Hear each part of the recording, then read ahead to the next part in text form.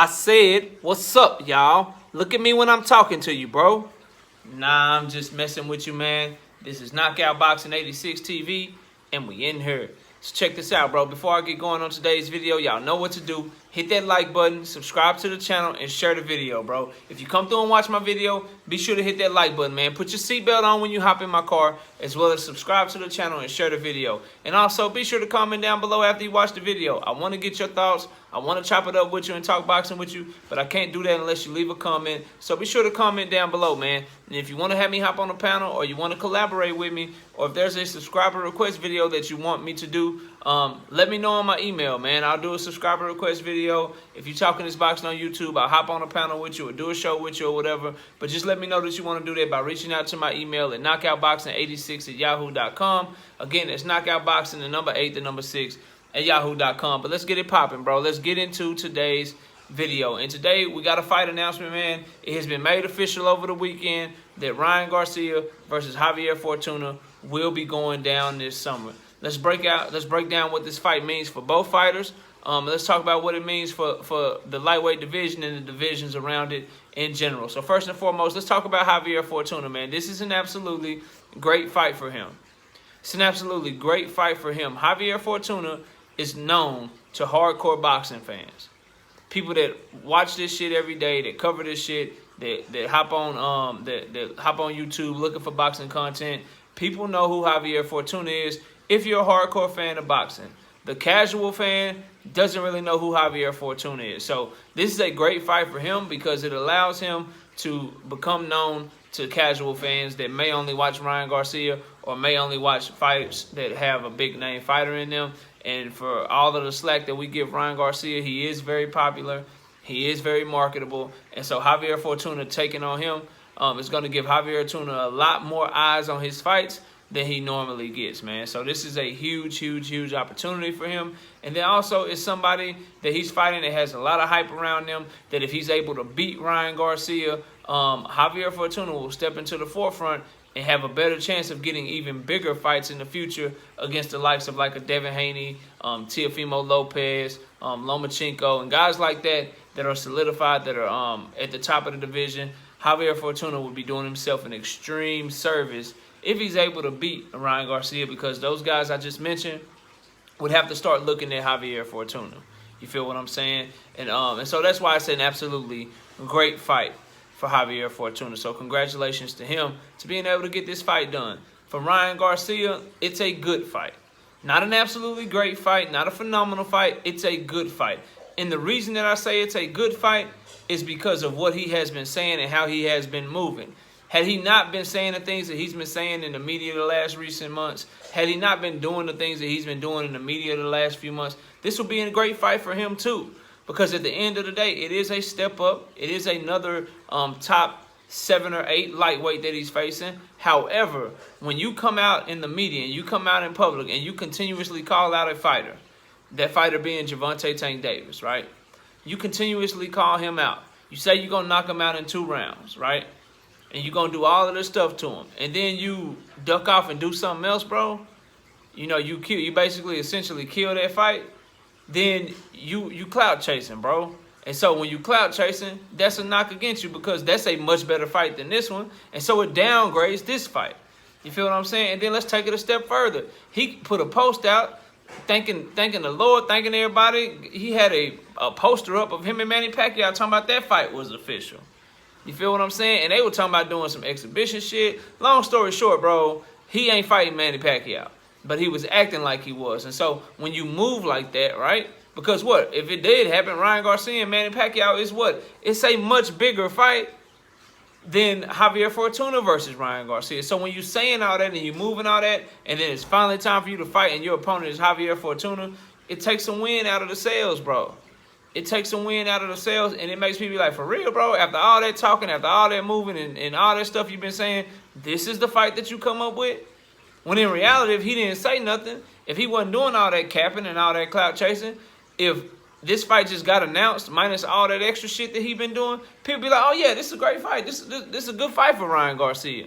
You feel what I'm saying? It's a step up. It's somebody that's going to bring it, that's going to really challenge him. So, yeah, we like this fight for him, which I still do. But I can't get all the stuff that he's been saying and he's been doing out of my mind at this time, bro. And so I'm thinking of it as just a good fight.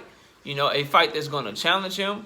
We're going to see if he was able to fix some holes in his game as far as being able to, you know, being right there for people to be able to hit him, because Javier Fortuna is an extremely aggressive fighter.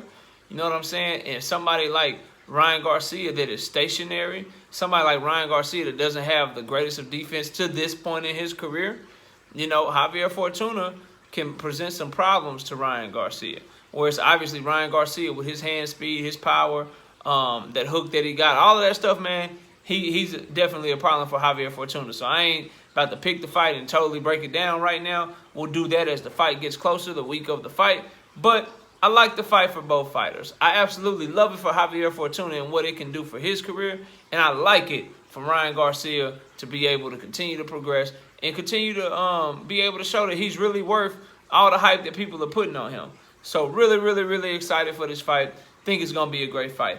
Let's talk about the ramifications, though, bro. Let's talk about what it means for the lightweight division. Specifically, what it's going to mean for somebody like Gervonta Tank Davis. This fight announcement leads me to believe that, you know, Gervonta Tank Davis, is probably true that he's going to end up fighting Mario Barrios. He did respond to a fan on Twitter saying that his fight announcement is coming this week. I'm thinking that it's more than likely that's what it's going to be, is that he's fighting Mario Barrios, and that those rumors might turn out to be true. And why I say that is because you think of all the possible opponents for Gervonta Tank Davis. You feel what I'm saying? You think of Gary Russell Jr. He already got a fight against Ray Vargas that's coming up. You think of, and that would, you know, be Gervonta fighting at 126, right? Because he said he's not fighting at 135 or 130. You know what I'm saying? So you can knock Gary Russell out of there. You know what I'm saying? 130, I would love to see him stay there, but we already got Jamel Herring, who's probably going to more than likely fight Shakur Stevenson. Got a video coming on that. Right after this one, you got the IBF thing that's locked up. You know what I'm saying? Oscar Valdez, we don't know what he could do. That could be a potential opponent for Gervonta Davis, but it's not likely. You feel what I'm saying? And then you got at 135, all of the guys already have fights announced. You got Teofimo Lopez, Kambosos.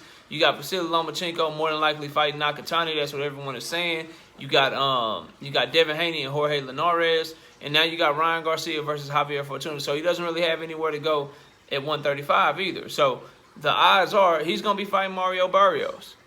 He's going to be fighting Mario Barrios, and that's why I've been stressing that we need to start getting these fights announced, because when fights start getting announced, the domino effect happens, and you can start seeing what fighters are more than likely going to do before it's even announced. You feel what I'm saying? And so this Ryan Garcia, Javier Fortuna has ramifications that now we pretty much know that Gervonta Davis is going to be probably fighting at 140. You know what I'm saying? And it probably will be Mario Barrios. Dark horse opponents, you know what I mean? Regis Prograis, I don't see that happening. They've been going back and forth, but that'd be a great fight at 140. I love that fight even more so than the Mario Barrios fight. You got down at 130, could he fight somebody like a Jojo Diaz for no belt? Could he fight Tevin Farmer for no belt? Like all of these other opponents, they don't make sense. Especially when Tank said himself he's not fighting at 130 or 135. So we got to look at it from the perspective of, okay, best opponent at 126 would have been Gary Russell Jr. That shit ain't happening. You know what I'm saying? It's just not happening. Gary Russell has already announced to fight Ray Vargas. Best fight at 140 would either be Josh Taylor or Ramirez, obviously, but that ain't happening because they about to fight in May. So you knock those two off the board, and then all that leaves left that makes sense to me is either Regis Prograis or Mario Barrios. And we all know how Mayweather and Leonard Ellaby are moving Gervonta Tank Davis right now. I don't like it. I've been on record. I want him to fight stiffer competition because I believe he's that good, and I believe he can beat a lot of people's favorite fighters. But I just don't think Mayweather and Ellaby are moving him like that or taking a risk with him. So I don't think it's going to be Regis Prograis. I think it's going to turn out to be Mario Barrios. And so this Ryan Garcia, Javier Fortuna announcement further solidifies that for me, bro. And so that's what I think is going to happen, man. Things are starting to heat up. We're starting to get fights announced. Pretty much all of the top guys at or around 130 and 135 have fights announced for the moment. So we're getting the first part of the year out the way so we can see what the second part of the year holds. The only ones that I'm still interested to see, I want to see if Vasily Lomachenko and Nakatani, if that's going to be finalized. You know what I mean? That'll be a great fight. And then let's see what Gervonta Tank Davis does. I believe it's going to be Barrios. this Ryan Garcia, Javier Fortuna fight, as I said, it's leading me to believe that even more, man. So y'all let me know what y'all think of the Javier Fortuna and Ryan Garcia fight.